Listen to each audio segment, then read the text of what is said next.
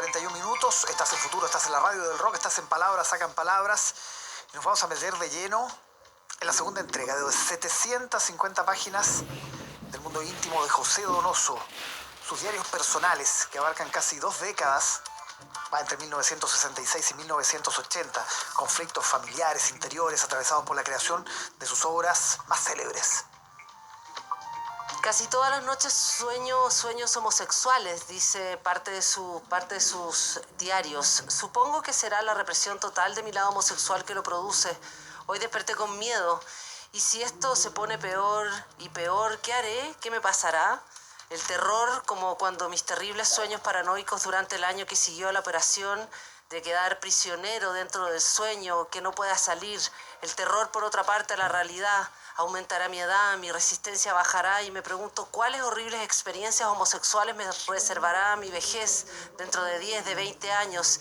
Y la Pilarcita de 16, de 26 tendrá que soportar un padre viejo, vicioso, sucio, descontrolado.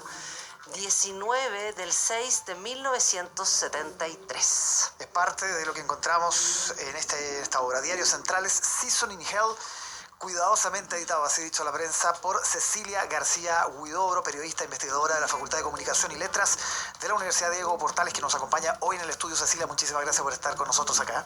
Muchas gracias. Gracias por la invitación. Una entrega que es monumental, además, que es gigantesca, que tiene que ver con el mundo más íntimo de José Donoso, que da cuenta además de todos estos fantasmas, estos demonios, estas situaciones que estaba contando Andrea, que es solo el comienzo, ¿no? Quiero partir por el trabajo que le tocó a usted realizar con estos diarios, esta edición, esta síntesis y la forma de contarle a la gente, contarle a los lectores cómo era ese mundo interior de José Donoso tan intenso, ¿no? Sí, bueno, es un trabajo tedioso, artesanal y muy atractivo, porque en verdad, si uno piensa en la oportunidad que nos da José Donoso, que es poder seguir la interioridad de una persona con ese nivel de sensibilidad que él tenía, con ese nivel de complejidad, con todos sus demonios y con esa veracidad con que él las mira, esa capacidad realmente de meterse hacia adentro, su capacidad de insight, yo creo que es bastante única. Él no se maquilla, no construye un personaje amigable, sino que realmente expone sus miserias, las miserias que todos tenemos y que normalmente uno no dice que siente envidia, pero es probable que, o sea, es parte de la condición humana. Entonces es como un viaje a la humanidad, ¿no? Como un zambullirse como en un mar de humanidad, con todo lo complejo que eso puede ser. Entonces, bueno, está la cosa práctica. Yo llevo ya muchos años. ¿Cuántos años? Uy, creo que me da vergüenza decirlo. No, Andrea. pero ¿cuánto? ¿30? No. ¿Cuánto? Sí, esto debe haber empezado en más o menos en 2010, por ahí, en que yo en realidad llegué en forma oblicua a los diarios. Yo lo alcancé a conocerlo a él porque yo hice una recopilación de sus artículos periodísticos, que siempre me parecieron muy buenos y siempre me parecieron parte de su obra. Y un día yo le toqué el timbre en su casa, que era muy cerca de aquí, a una cuadra de la Guardia calle, Vieja. en Galvarino Gallardo. Gallardo. Muy cerca. Galvarino Gallardo, realmente. exactamente, sí, a esta altura. Y con una carpeta bien nerd, con los recortes, porque además estamos hablando de la época que uno recortaba los diarios, sobre todo muy antiguo. Y lo tuve que convencer de que se hiciera, porque él me dijo, a ver, entonces yo le propuse que hiciera una recopilación de sus artículos. Y me dice, ¿pero por qué? ¿A quién le puede interesar? Me hizo pero un examen terrible, y después yo leyendo sus diarios, hay una parte, más de una vez él escribe y dice, bueno, yo debiera recopilar mis artículos. Con lo cual me di cuenta que lo que él me había hecho era un examen. No es que tuviera tanto, yo decía, qué modesto. Yo tenía que argumentarle que sus artículos periodísticos o sus crónicas son valiosas. Y cuando vi en el diario, me di cuenta que Viejo Vivo lo que estaba haciendo era ponerme a prueba y que yo, a ver cómo argumentaba a lo que le estaba proponiendo. Entonces, tuve ese contacto con él Y de ahí quedé con alguna relación, algún contacto, porque yo iba semanalmente a su casa, etcétera, cuando hicimos esta recopilación de artículos con su hija Pilar. Y entonces, en un momento, la Pilar me dijo que ella estaba escribiendo, estaba trabajando con los diarios. Y me mostró textos para pedirme mi opinión. Esa fue como mi primera aproximación a los diarios. En realidad yo los leí primero filtrados en Correr un tupido velo, y después cuando leí todos los diarios, que son alrededor de 80 cuadernos, me di cuenta que además Pilar había hecho una muy buena selección. Es decir, realmente hizo un trabajo, además de todo lo demás que tiene ese libro, Correr un tupido velo, hizo un muy buen recorrido que, ya digo, no es fácil porque 80 cuadernos manuscritos, tiene una letra endemoniada. Y ahora ya a estas alturas, por ejemplo, sé reconocer cuando escribe en cama, por el tipo de letra, porque cuando uno no tiene apoyo, cuando escribe sin apoyo en el brazo, por supuesto la letra que escribe un poco en el aire, que es cuando está en cama, la letra es diferente, ¿no? Entonces, en fin. ¿Y cómo era, más allá de esta complejidad que hemos descrito en el trato diario, cuando ya finalmente se convence de trabajar con usted, cómo eran las relaciones? Era cordialísimo. O sea, estos fantasmas, estos verdaderos demonios que lo habitan, de acuerdo a los diarios, no era una cosa que él tuviera como a flor de piel. Era así muy dubitativo.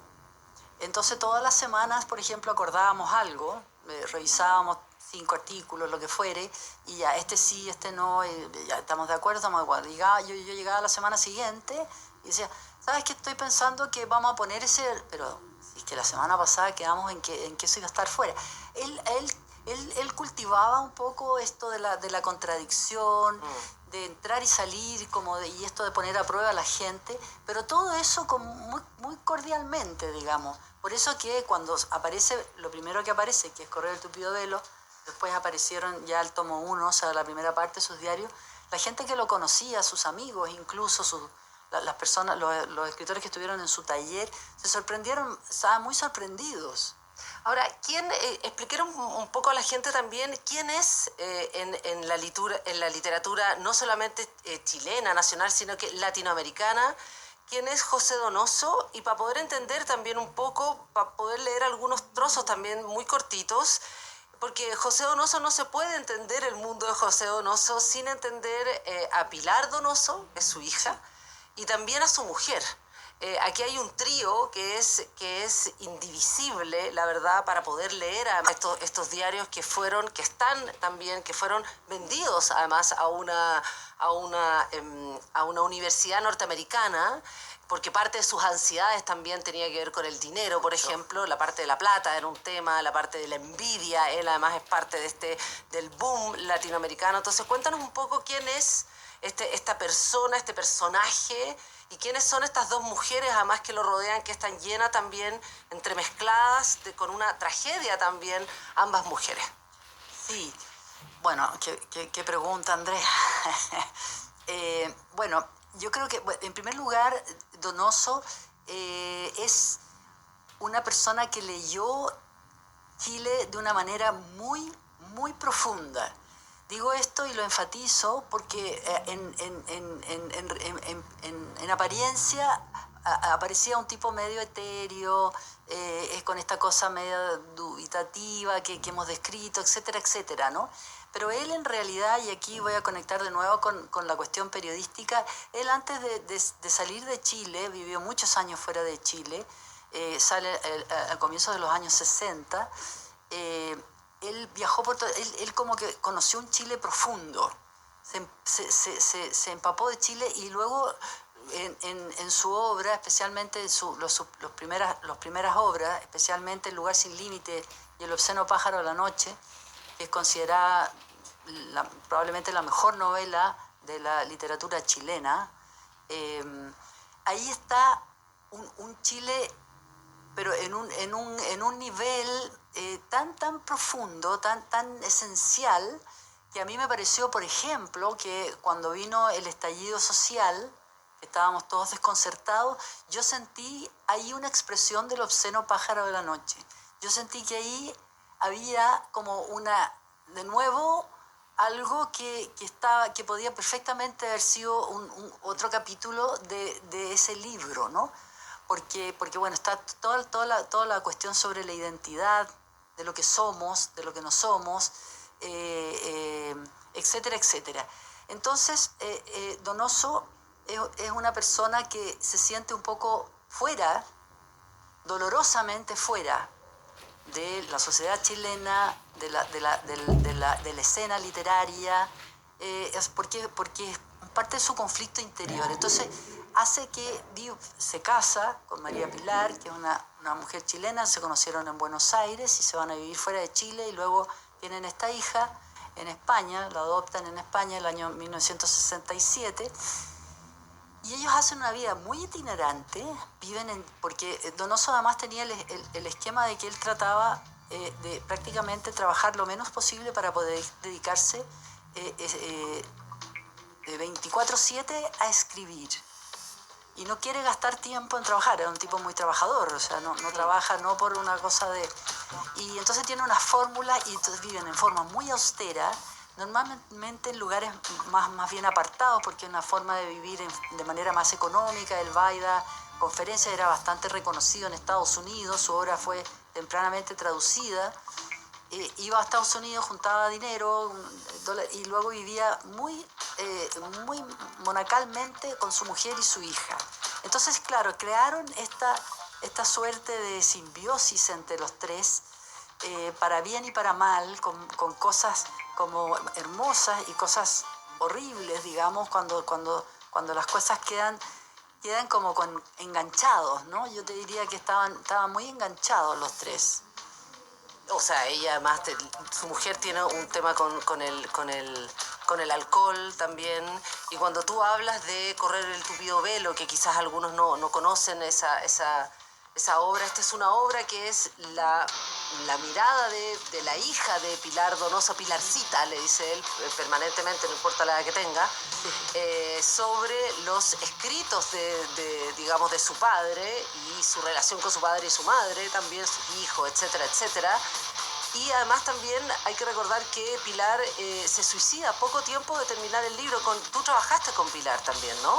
Sí. Este trabajo lo hicieron juntas ustedes. No, ella hizo el libro. Ella era una persona muy talentosa, sorprendentemente talentosa para mí, en el sentido de que ella nos conocíamos y como dije, y entonces me contó y me empezó a mostrar algunos capítulos que ya tenía el esquema, y todo eso era obra de ella.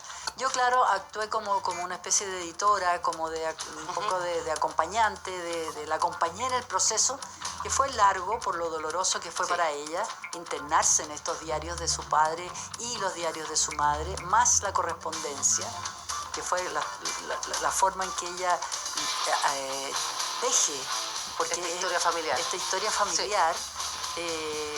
Entonces ella incluso en un momento se detiene y dice, abandona como el proyecto, y luego lo retoma, porque le resultaba bastante doloroso, y fue quedándose, yo creo que fue sintiéndose muy, muy sola también. Fue doloroso. ¿La recuerdas ahora? ¿Te emociona? Un poco. Así. A mí también me pasa que me emocionó mucho el libro. Fíjate que yo no la conocía, la Pilar. Ella, además, yo de hecho compré el libro el día que se murió ella. Justo el día que se murió, el 16 de noviembre del 2011. Había leído esta entrevista. ¿Ustedes fueron amigas? Fuimos muy cercanas. Yo no sé si usar el término amigas. Mira, son esas cosas que ocurren a veces en la vida, en que tú conectas con una persona que no tienes por qué conectar. No éramos de edades parecidas, no teníamos amistades en común, no había nada que nos ligara, ¿no?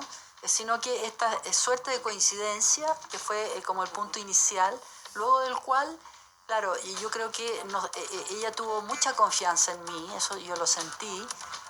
Yo quise responder a esa confianza, y de algún modo también pienso que correspondí hasta cierto punto, porque a lo mejor podría haberla acompañado más o mejor y para que no hubiera habido ese desenlace. Así que en ese sentido, claro, a mí me siento bastante como afectada pero era una persona con mucho sentido del humor, irónica, divertida, o sea, era una persona muy vital también, claro, con depresiones, ¿no? O sea, eso es un hecho.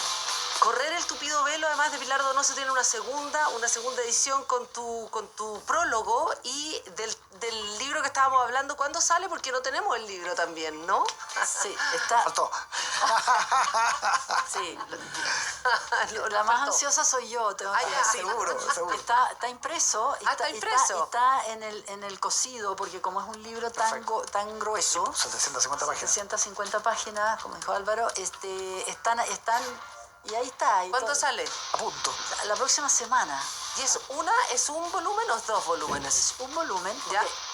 El 2016 salió el primer volumen, que ¿Ya? abarca desde el año 50, que es cuando él empieza a escribir el diario. Él escribe diario antes de escribir nada, antes de escribir un cuento incluso. O sea, su vocación, él quema las naves y quiere ser escritor, y esa es la vida que hace, para bien y para mal.